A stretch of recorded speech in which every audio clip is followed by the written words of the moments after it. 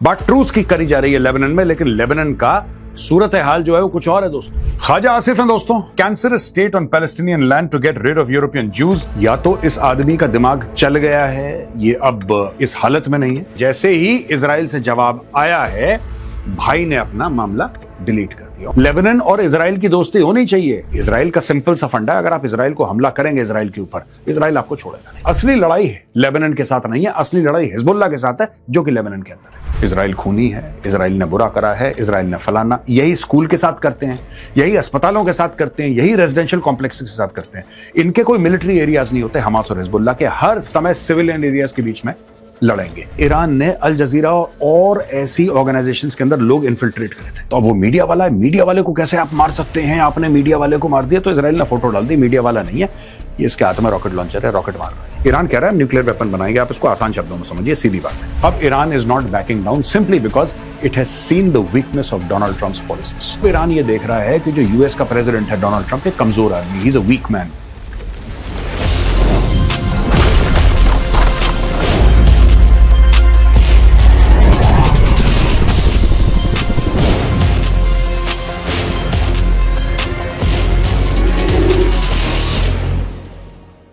जय हिंद दोस्तों, मैं हूं मेजर गौरव आर्या और आप देख रहे हैं द चाणक्य डायलॉग्स। जैसी जैसी वक्त आ रहा है कि इस्लामाबाद में पीस कॉन्फ्रेंस, पीस टॉक्स, जिसको इस्लामाबाद टॉक्स की ब्रांडिंग एक दी है पाकिस्तानियों ने, जैसे जैसे वो नजदीक आ रही है वैसे वैसे और कुछ हरकतें हो रही हैं तेजी से। सीज फायर की बात करी जा रही है, बात ट्रूस की करी जा रही है लेबनान में, लेकिन लेबनान का सूरत हाल जो है वो कुछ और है दोस्तों। यहां पे अमेरिकन और ईरानी कह रहे हैं कि एक दूसरे के ऊपर फायरिंग नहीं करेंगे, लेकिन एक बहुत बड़ा कांड हो गया। पिछले 24 घंटे में एक बहुत बड़ा खेल वहां पे हो गया और यहां पे ख्वाजा आसिफ, उसका मुंह बंद होने का नाम नहीं ले रहा। ख्वाजा आसिफ हैं दोस्तों, ये मिनिस्टर ऑफ डिफेंस है पाकिस्तान के, कोई आम इंसान नहीं है। He is the minister of defence, एक कैबिनेट मिनिस्टर है, सीनियर मंत्री हैं पाकिस्तानी कैबिनेट में।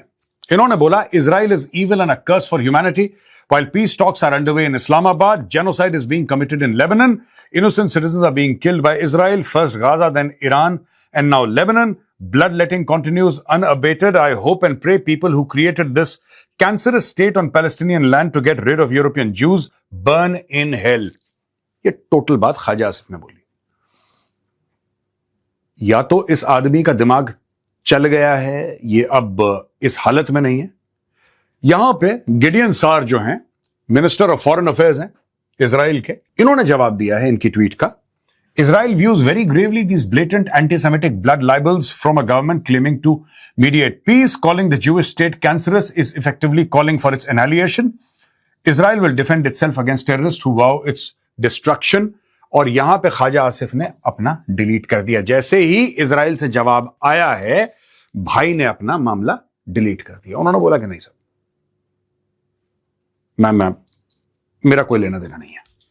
ये बोला क्यों दोस्तों? मैंने बहुत डिटेल में फेसबुक पे डाल रखा है, ये उसका लिंक भी है यहाँ पे फेसबुक पे, और ये आपको हमारे CFTV के चैनल में मैं दोनों का लिंक डाल देता हूं नीचे डिस्क्रिप्शन बॉक्स में, आपको पता लग जाएगा। मैंने डिटेल में समझाया, I don't want to go into it again and again. पर ये जो ये लैंग्वेज है जो ख्वाजा आसिफ ने यूज करी है इजराइल के लिए और यहूदियों के लिए, इसका पैलेस्टीन से, लेबनान से कोई लेना देना नहीं है। इसका geopolitics, economics, foreign affairs, defence, इससे कोई लेना देना नहीं है। यह सिर्फ एक चीज से इसका संबंध है, वो है मजहब। और ये जो लड़ाई है, ये जो जंग है, ये 1400 साल से चल रही है दोस्तों, नहीं है। ये इंस्टीट्यूशनलाइज्ड हेट्रेड है। मैं आपको बता रहा हूं, मैं कई बार ऐसी बातें करता हूं, लोग कहते हैं कि मेजर साहब नहीं, जियोपॉलिटिकली ये है और इजराइल ने ये करा और फिर इन्होंने ये करा, फिर यहां पे गोलान हाइट्स हैं और फिर अगर आप ऊपर देखिए तो वहां पे लेबनान है और यहां पे वेस्ट बैंक। भाई नहीं, ये मामला 1400 साल पुराना है। The modern state of Israel, Israel खुद हजारों साल पुराना है, लेकिन the modern state of Israel was created in 1948। इसका पैलेस्टीन से कोई लेना देना नहीं। ये जो लैंग्वेज है, कितनी बार ख्वाजा आसिफ, जिसका दिल धड़क रहा है लेबनान के लिए, मैं ये जानना चाहता हूं कितनी बार लेबनान गया है ये ख्वाजा आसिफ, कितनी बार लेबनान गया है? इसका क्या मतलब है? इसका क्या लेना देना है लेबनान से? इसका मतलब क्या है? ये देखिए, ये इंस्टीट्यूशनलाइज्ड, रिलीजियसली सैंक्शनड हेट्रेड है। पहले आप गेम समझिए, इसका जियोपॉलिटिक्स से कोई लेना देना नहीं है। अब यहां पे दोस्तों मेन मुद्दे पे आते हैं। ये न्यूयॉर्क टाइम्स से हमने आर्टिकल लिया है। न्यूयॉर्क टाइम्स का ये कहना है, Israel agrees to hold talks with Lebanon. Prime Minister of Israel Benjamin Netanyahu, in light of Lebanon's repeated request to open direct negotiations with Israel, I instructed at the government meeting yesterday to open direct negotiations with Lebanon as soon as possible. अच्छा, मैं आपको एक इसमें चाबी बता दूं, ठीक है ना? ये जो कह रहे हैं कि इससे शांति हो जाएगी और इससे सब कुछ ठीक हो जाएगा, इससे कख नहीं होने वाला। आज मैं आपको लिख के देता हूं। जो लेबनान है, it always wanted peace. Lebanon ने कभी पीस के लिए मना नहीं करा। अब आप बोलेंगे मेजर साहब, अगर लेबनान पीस चाहता है तो इजराइल अटैक क्यों कर रहा है? यह भी लाख रुपए का सवाल है दोस्तों। बात यह है कि लेबनान की एक फौज है, लेबनान एक देश है, उसकी अपनी फौज है। वो फौज इजराइल से नहीं लड़ रही है, ना इजराइल उनकी फौज से लड़ रहा है। लेबनान के अंदर ही एक शिया टेरर ग्रुप है जिसका नाम है हिजबुल्लाह, जो कि ईरान से फंडेड है। वो लड़ रहा है इजराइल से और इजराइल उससे लड़ रहा है। तो इजराइल ये बात कह रहा है कि ठीक है, और ये पूरी दुनिया के लिए जो एक मैसेजिंग है बिल्कुल ठीक है कि we are going to open direct negotiations with ये Lebanon's repeated requests to open direct negotiations. बिल्कुल, लेबनान और इजराइल की दोस्ती होनी चाहिए, सबकी आपस में दोस्ती होनी चाहिए। You understand what I am saying? बात यह है कि लेबनान के अंदर देयर इज हिजबुल्लाह, और लेबनान वाले खुद हिजबुल्लाह से परेशान हैं। लेबनान वाले खुद उनसे हाथ जोड़ रहे हैं कि भाई ये सब क्यों करते हो यार, तुम लोग जाके इजराइल के ऊपर अटैक करते हो। वो लोग 10 गुना बड़ा हमला करते हैं, बंदे हमारे मारे जाते हैं, शॉपिंग मॉल के अंदर हमारे रॉकेट घुस रहे हैं, पता नहीं कहां किस बिल्डिंग में क्या पूरा। देखिए, इजराइल का सिंपल सा फंडा है, अगर आप इजराइल को हमला करेंगे इजराइल के ऊपर, इजराइल आपको छोड़ेगा नहीं। तो इससे क्या है कि लेबनान वाले जो हैं वो खुद परेशान है हिजबुल्लाह से। ये कह रहे हैं इनकी वजह से कलेश हो रहा है। तो ये जो बात है, prime minister of Israel done. लेकिन प्रॉब्लम इनकी कभी लेबनान से थी नहीं इतनी ज्यादा, थोड़ी बहुत थी, इख्तलाफात थे, मिसअंडरस्टैंडिंग्स थी, ठीक है। लेकिन असली लड़ाई है लेबनान के साथ नहीं है, असली लड़ाई हिजबुल्लाह के साथ है, जो कि लेबनान के अंदर है। तभी ये बात हुई थी ना कि you will go north of the लिटानी river. ये बात हुई थी लिटानी रिवर के आप नॉर्थ चले जाओगे। क्यों हुई थी? क्यों इजराइल वहां पे एक बफर जोन क्रिएट कर रहा है? That is against the Hezbollah. The negotiation will focus on the disarmament of Hezbollah and the establishing of peaceful relations between Israel and Lebanon. बिल्कुल होने चाहिए। I fully support Lebanon. I fully support State of Israel. There should be peaceful negotiations. अब ये कह रहे हैं disarmament of Hezbollah. Hezbollah एक terror organisation है। अब भाई हिजबुल्लाह को आर्म किसने कराए? ईरान ने। हिजबुल्लाह को आर्म किसने कराए? ईरान ने। हिजबुल्लाह ने रॉकेट क्यों मारे? अब दोस्तों आप देखिए, इजराइल हमला करता है ईरान पे, ठीक है, ये जो लड़ाई हुई है, वहां से जवाब किससे आता है? हिजबुल्लाह से। अब हजारों किलोमीटर का फासला, ईरान कहां पे है, लेबनान कहां पे है? तुम्हारा क्या मतलब है? तुम्हारा क्या लेना देना है? मैं हिजबुल्लाह से पूछ रहा हूं, तुम्हारा क्या मतलब है? आपस में इजराइल और ईरान एक दूसरे को मारें, निपट जाएं, तुमसे क्या मतलब है? तुम्हें क्या प्रॉब्लम है बीच में? यह ख्वाजा आसिफ वाली प्रॉब्लम है दोस्तों। इशू वही है। Prime minister Benjamin Netanyahu, dear residents of north, I am proud of you. You continue to stand firm. I wish to inform you there is no ceasefire in Lebanon. We are continuing to strike Hezbollah with full force and we will not stop until we restore your security. तो यहां पे prime minister of Israel Netanyahu ये कहता है कि we strike Hezbollah. He is not saying we are striking Lebanon. जब भी Iran को स्ट्राइक करते हैं तो ये हर समय लिखते हैं स्ट्राइकिंग ईरान। यहां पे he is very categorical, we are striking Hezbollah. हम लेबनान पे हमला नहीं कर रहे, हम लेबनान पे हमला नहीं कर रहे, हम हमला कर रहे हैं हिजबुल्लाह के ऊपर। अब हिजबुल्लाह के साथ वही परेशानी है जो हमास के साथ है। ये बैठ जाएंगे शॉपिंग मॉल के अंदर। ये लोग ऑपरेट कैसे करते हैं दोस्तों? शॉपिंग मॉल के अंदर बैठ जाएंगे, ठीक है। अब ये शॉपिंग मॉल से रॉकेट चलाएंगे। अब ये मैं आपको समझा देता हूं, बड़ी सिंपल सी बात है। ये शॉपिंग मॉल है, ठीक है, ये मेरी जो हथेली है ये शॉपिंग मॉल है। यहां से हिजबुल्लाह ने इजराइल के ऊपर एक रॉकेट फायर करा शॉपिंग मॉल की छत से। दे फायर रॉकेट, ये रॉकेट गया, यहां से फायर हुआ और ये गिरा इजराइल में। जब ये इजराइल के एयर स्पेस में एंटर करा, या even before it enters Israeli air space, Israel का रडार इसको ट्रैक कर रहा है, इस इनकमिंग हिजबुल्लाह मिसाइल को ट्रैक कर रहा है। ये मिसाइल या तो उसको गिरा देंगे मिसाइल को एयर डिफेंस से, अगर नहीं गिरा पाए तो ये मिसाइल गिरेगी इजराइल में और लोगों को मारेगी, नुकसान करेगी।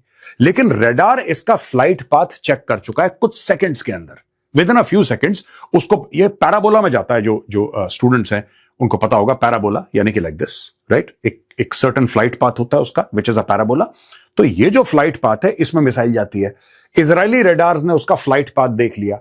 अब इसी फ्लाइट पाथ पे इजरायली वापस हमला करते हैं।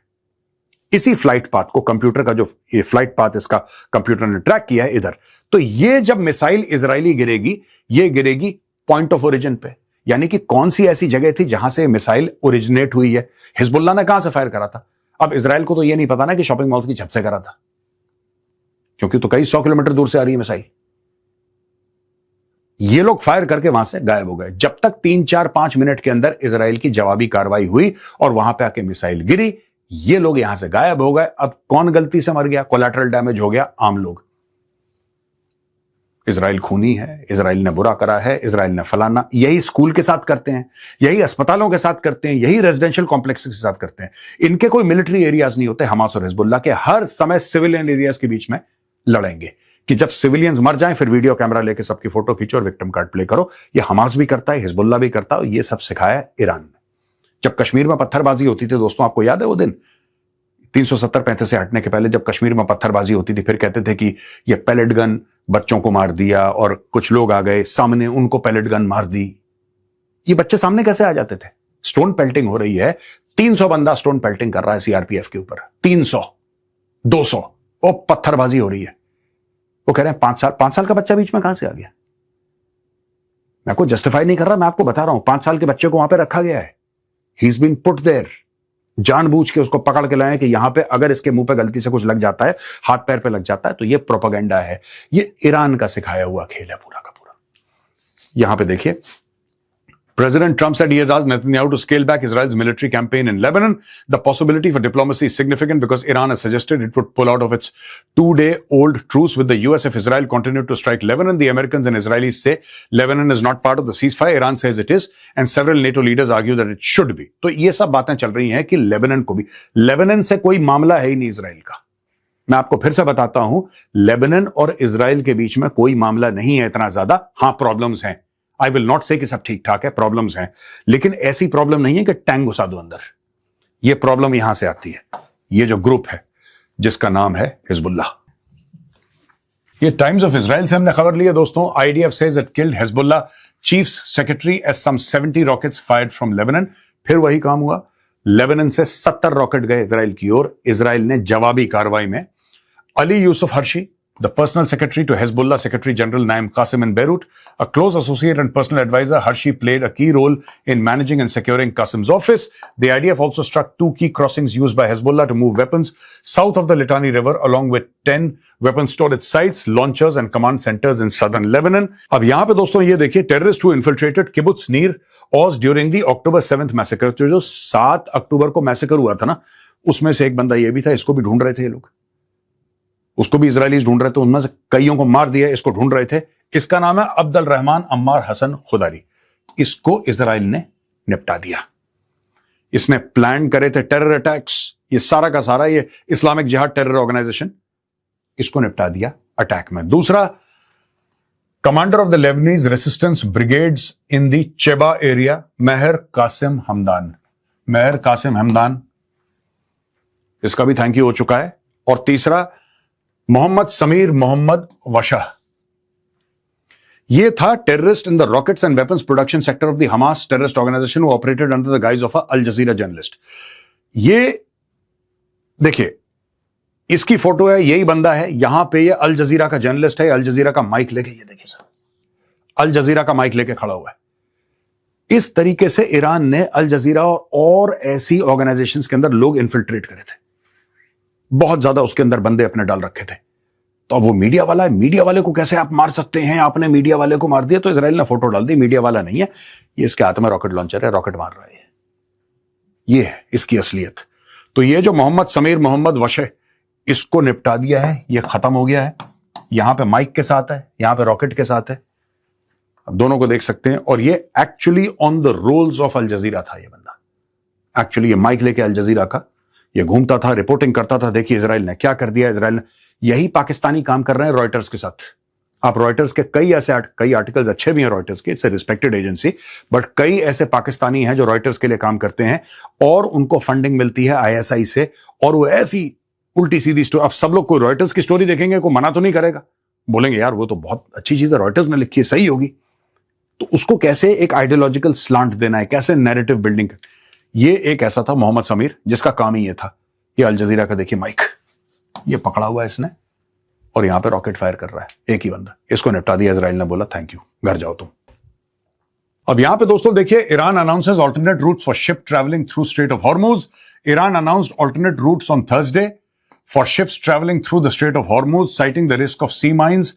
टेहरान has also agreed to temporary reopen the strait. अब ये देखिए ना, ये इसमें कुछ खबरें हैं जिसमें कि इतने डायनेमिक चेंजेस हैं कि हमें लगता है खबर पुरानी हो गई है। इसमें डायनेमिक चेंजेस हैं। All ships intending to transit the Strait of Hormuz are hereby notified that in order to comply with the principles of maritime safety and to be protected from possible collisions with sea mines, they should take alternate routes for the traffic in the Strait of Hormuz, Iran's Revolutionary Guard said. The statement shared instructions for an alternate entry and exit route through the strait. तो basically अब बात ये हो गई कि यहां पे देख सकते हैं पूरे शिप्स हैं यहां पे, राइट, ये तैयार हैं बिल्कुल, दे आर रेडी टू पास।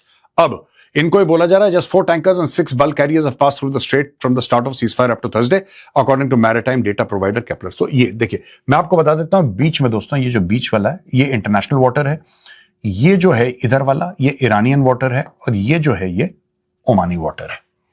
तो ये 3 है, ऊपर ईरान, बीच में इंटरनेशनल, तीसरा ओमानी, राइट। ये इस तरीके से है। ईरान जाहिर सी बात है ये चाहेगा कि आप ईरान के थ्रू आए, ईरान बेहतर कंट्रोल कर पाएगा ट्रैफिक को। लेकिन ये जो खबर है ये चेंज हो रही है, फिर से ओके हुआ, फिर से ब्लॉक हुआ, फिर से ओके हुआ, फिर से ब्लॉक हुआ, ये होता चला जा रहा है। हर 6 घंटे में ये चीजें चेंज हो रही हैं। अब दोस्तों, ऑयल क्लाइम्स और strikes on Saudi facility stoke anxiety, Hormuz near standstill. अब ये देखिए, पिछली स्लाइड में हमने बोला कि ईरान ने बोला था कि हाँ ठीक है, थोड़ा बहुत हम कर लेंगे, आप जहाज लाओ, अगर आप रूल फॉलो करोगे आप जा सकते हो, और ये हम आपको ऑल्टरनेट रूट दे रहे हैं क्योंकि यहां पे बारूद की सुरंगें हैं पानी के अंदर, समुद्र के अंदर। अब अगली इस वाली स्लाइड में, पिछली स्लाइड में मैंने कुछ बताया था आपको, अब ये चेंज हुआ है। Oil prices climbed on Friday, driven by fresh anxiety over supplies from Saudi Arabia as tanker traffic through the critical Strait of Hormuz remains largely frozen. अब इसको बंद कर दिया, ठीक है। Brent crude futures added 58 cents or 0.60% to 96.5 a barrel as of 0338 GMT. This is Greenwich Mean Time. West Texas Intermediate futures were up 49 cents. यानी कि हर जगह दाम बढ़ रहा है। Attacks on Saudi energy facilities have cut the kingdom's oil production capacity by around 600,000 barrels per day and throughput on this east-west pipeline by about 700,000 barrels per day. Saudi state news agency SPA reported on Thursday, citing an official source at the Ministry of Energy. Concerns of future oil supply disruptions were highlighted after the report. अब ये देखिए साहब, यहां पे ये जो सैमरेफ refinery है, यहां पे ड्रोन पड़ा है, रास तनूरा है, यहां पे ड्रोन पड़ा है, खड़ग आइलैंड है, इसको पहले यूएस ने अटैक करा था, यहां पे रास लफान इसके ऊपर। तो ये जितने भी हैं आप सुन चुके हैं पिछले 1 महीने में कहां कहां पे अटैक हुआ था, और वो आके यहां पे कल्मिनेट हो रहा है कि फ्राइडे, यानी कि आज, टुडे इज फ्राइडे, फ्राइडे को आप देखिए oil prices again climbed on Friday. पिछली वाली स्लाइड थर्सडे की थी। दोनों स्लाइड करने का क्या मतलब है? We could have just shown you the Friday slides, ठीक है। हम आपको सिर्फ फ्राइडे की नहीं, हमने थर्सडे को दिखाया कि थर्सडे को ईरान क्या बोल रहा था। थर्सडे को ईरान ये बोल रहा था कि कोई बात नहीं, स्ट्रेट ऑफ हॉर्मुज खोल दिया है, आप आ जाओ। फ्राइडे को क्या बोल रहा है? बंद कर दिया। ये देखिए साहब, strait of Hormuz remains largely frozen, freeze कर दिया, इसको कर दिया। एक दिन खोला, एक दिन बंद कर दिया, वो फिर शाम को खोल के परसों फिर बंद कर देगा। ईरान इससे यह भी दिखा रहा है कि उसकी मर्जी है, उसका वर्चस्व है, कोई फर्क नहीं पड़ता, इंटरनेशनल वाटर्स हैं, कोई फर्क नहीं पड़ता, ओमान का पानी है, ईरान ने बोल दिया, कहानी खत्म हो गई। That is what Iran is saying. अब दोस्तों, आपको यह पता होगा कि ईरान ने अपनी लिस्ट दी थी, उसमें 10 पॉइंट दिए थे, उसमें से एक बड़ा इंपॉर्टेंट पॉइंट एनरिचमेंट का था। Iran rules out restrictions on enrichment program nuclear energy. Chief, the head of Iran's nuclear energy agency on Thursday, April 9th, ruled out any restrictions on the country's enrichment of uranium, saying that the demand by the United States and Israel will not come true. The claims and demands of our enemies to restrict Iran's enrichment program are merely wishes that will be buried. All the conspiracies and the actions of our enemies, including this brutal war, have yielded no results. Now they seek to achieve something through negotiations. US President Donald Trump has insisted that there will be no enrichment of uranium by Iran. He argued before the current war that Iran was rushing to build atomic weapons, an assertion not backed by UN's nuclear watchdog. अब ये देखिए यहां पे ये बात हो गई है. ईरान कह रहा है कि नहीं, हम जो एनरिचमेंट है, एनरिचमेंट से मतलब क्या है दोस्तों? ईरान कह रहा है हम न्यूक्लियर वेपन बनाएंगे. आप इसको आसान शब्दों में समझिए, सीधी बात है. ईरान कह रहा है हम न्यूक्लियर वेपन बनाएंगे. That is why you enriching it. Beyond a certain percentage, आपको 1% पे आप उससे इलेक्ट्रिसिटी निकाल रहे हैं, दैट्स ओके. एनर्जी के लिए यूज कर रहे हैं, that's absolutely fine. Most of the countries do it. लेकिन एनरिचमेंट स्टॉप नहीं कर रहा है, 90+% पे ले जाने की बात कर रहा है ईरान. तो जब 90+% पे करेगा, that means you want to have a nuclear weapon. Iran ने बोला हमारी मर्जी यार, हम नहीं रुक रहे, हम नहीं रुकेंगे. पहले लड़ाई के पहले Iran had agreed to stop, लेकिन अब ईरान ये देख रहा है कि जो यूएस का प्रेसिडेंट है डोनाल्ड ट्रंप, एक कमजोर आदमी, he is a weak man, and Iran can sense weakness in Donald Trump and the Americans. They can sense confusion. And now this entire thing, हम बैलिस्टिक मिसाइल्स भी बनाएंगे, हम nuclear weapon भी बनाएंगे, हम हॉर्मुज को भी कंट्रोल करेंगे, हम सारे के सारे अमेरिकन बेसेस भी यहां से हटाना चाहते हैं, सब कुछ. अब Iran is not backing down simply because it has seen the weakness of Donald Trump's policies. आपने ईरान के ऊपर अटैक करा, सही करा, गलत करा, that is American policy. I have nothing to say about it. ठीक है, आपने हमला करा, कोई नहीं, आपने कर दिया.